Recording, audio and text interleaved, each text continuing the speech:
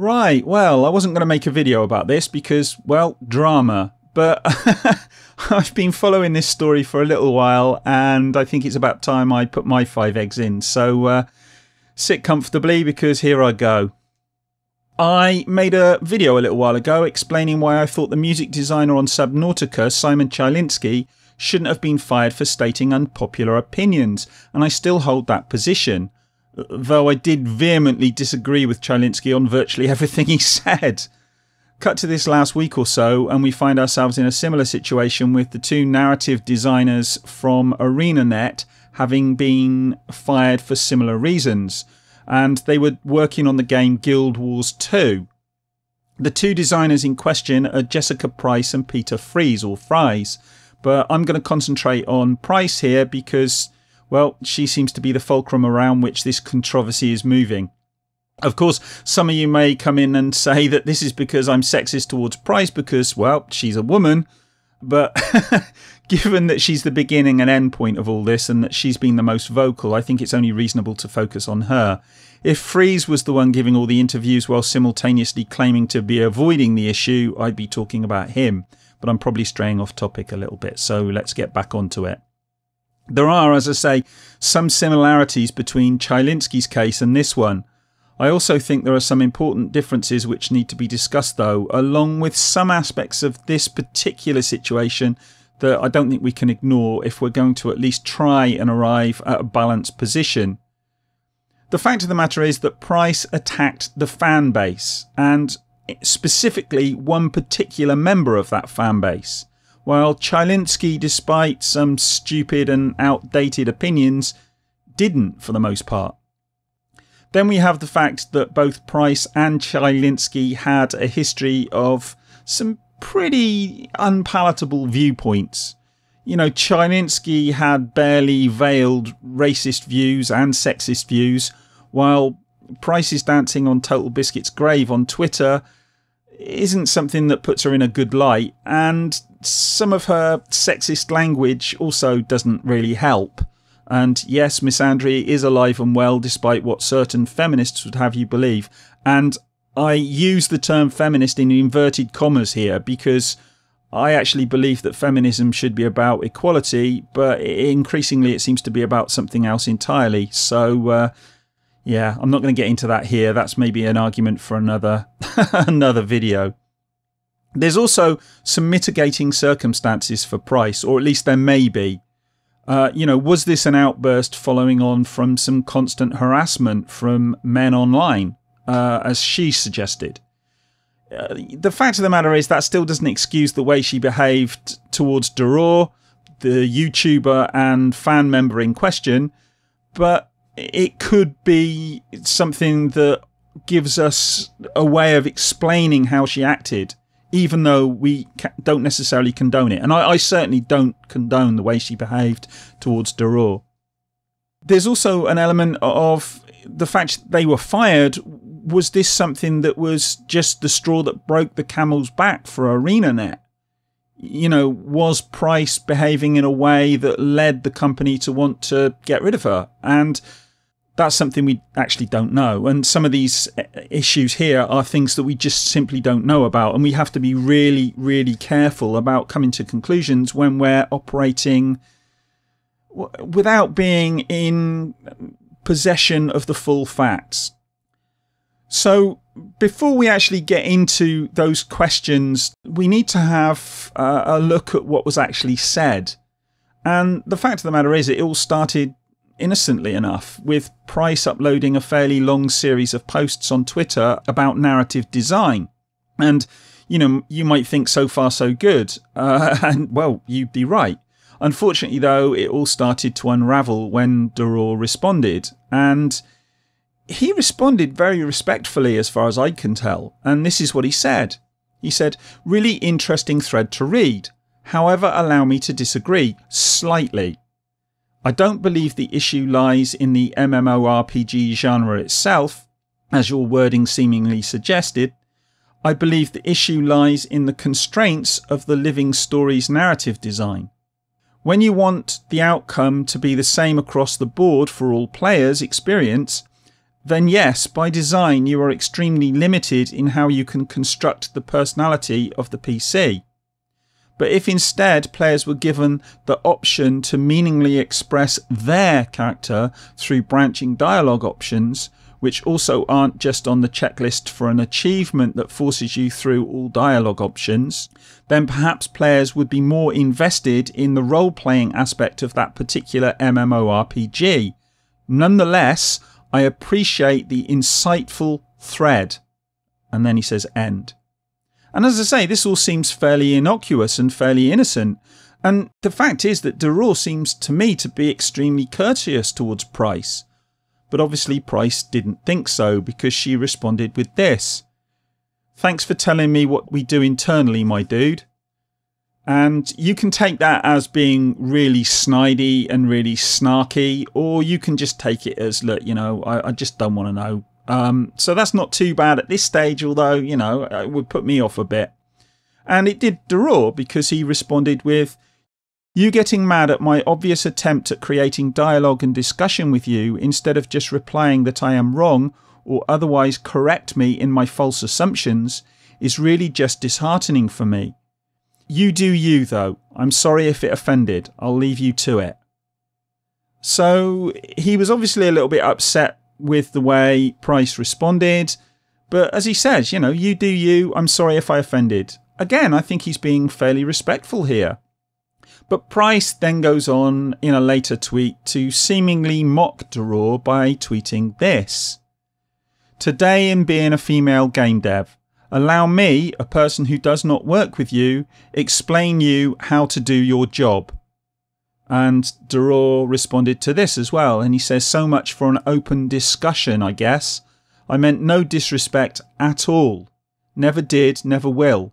Neither did I imply I knew better, nor has anything to do with gender. Never did, never will. I will retract my comment because obviously I'm in the wrong forum for this kind of talk.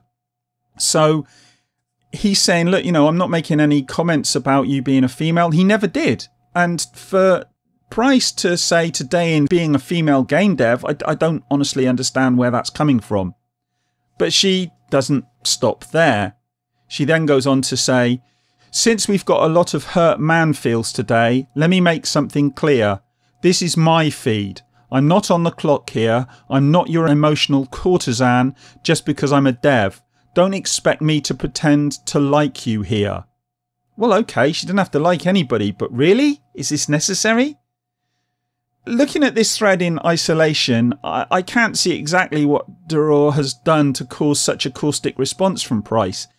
You know, even if he's totally wrong, I'm not sure why Price immediately appears to play the sexism card. You know, maybe I'm missing something, but he seems to be going out of his way to be respectful towards a developer of a game that he loves.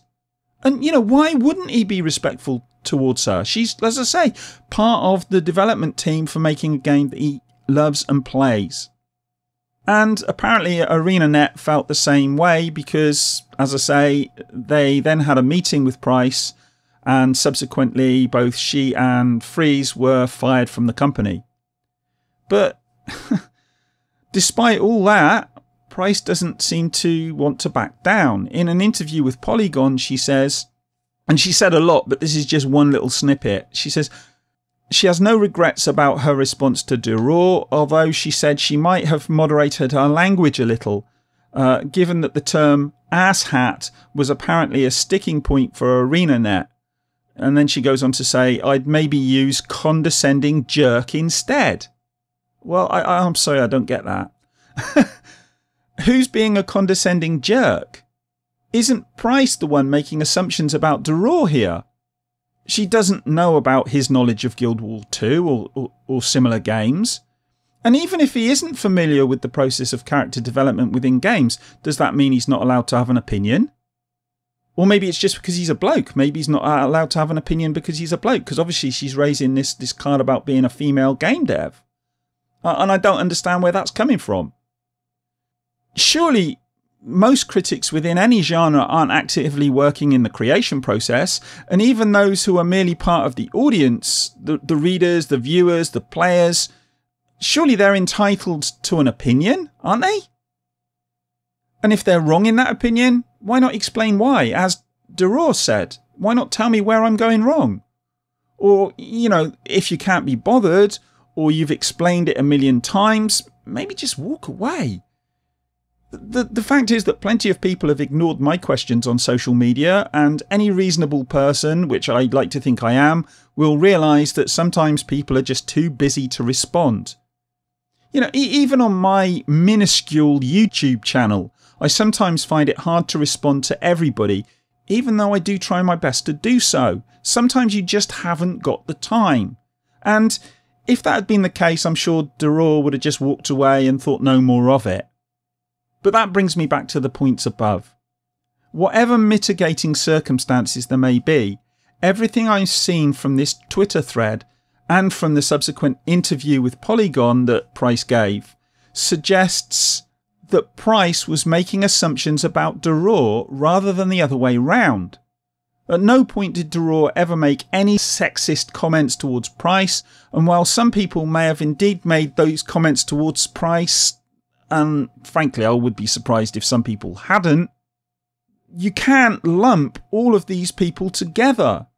A small number of idiots in the fan base doesn't mean that everybody in the fan base is an idiot, and you can't assume that they are. You can't assume that they're all sexist idiots that want to come in and cause your life difficulty.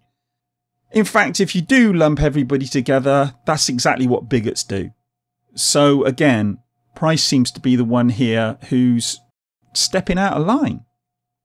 As I say, Price has a history of making some pretty unpalatable comments on Twitter, specifically relating to when Total Biscuit died. So I'm not entirely sure how she can be trying to claim the moral high ground here. And even if Polygon's article has tried to spin it to make her look like the victim, you only have to follow the links to the actual thread between Price and Deroir to see that she is nothing of the sort. She is not the victim here, not as far as I can see it anyway. But as with Chylinski, should she have been fired? Well, I think there is some evidence here that Price is probably not the easiest person to get along with, and it may well be that ArenaNet had simply had enough of her behaviour. But the problem with that argument is that we just don't know. Price's own idea that ArenaNet caved to pressure from the Guild Wars 2 community could also be true, but honestly, what did she expect when she started to insult the very people who, pay her wages?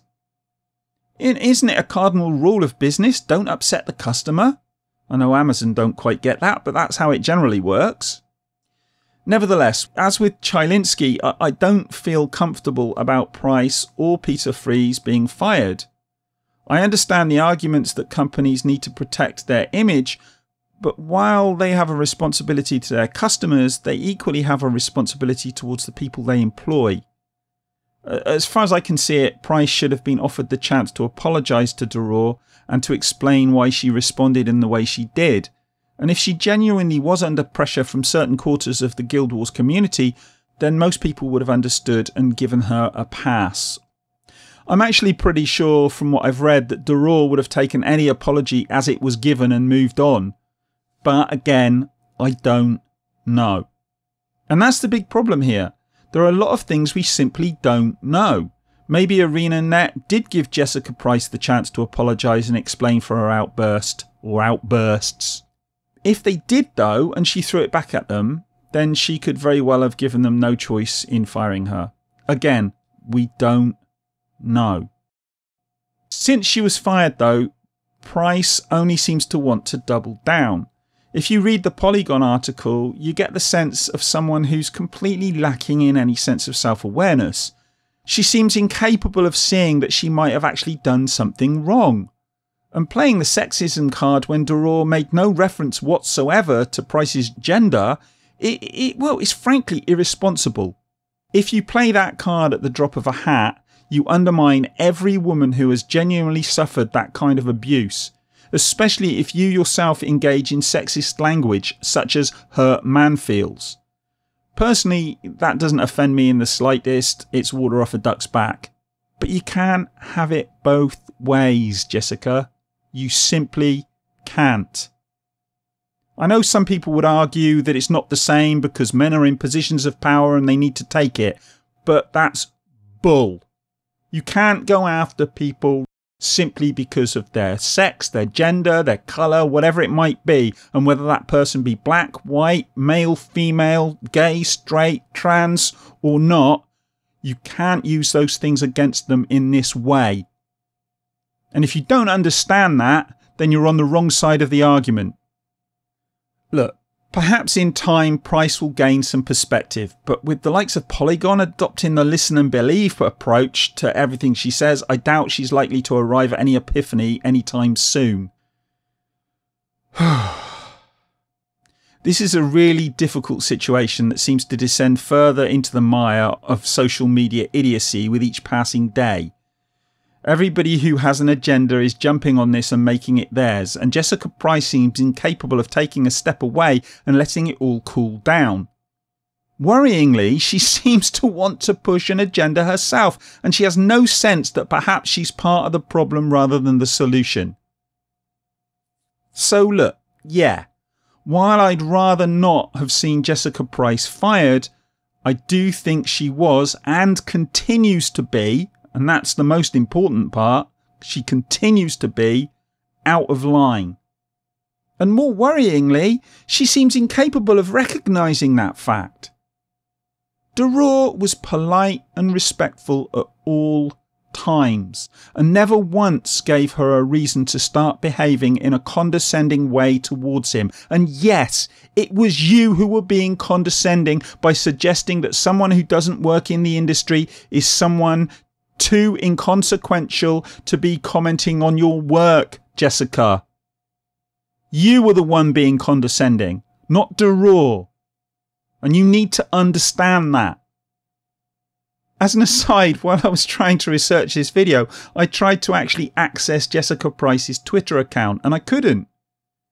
Without having ever had any dealings with her, I'd never even heard of her before this. I was blocked, and I actually had to go and create a whole new account just to see what she had said.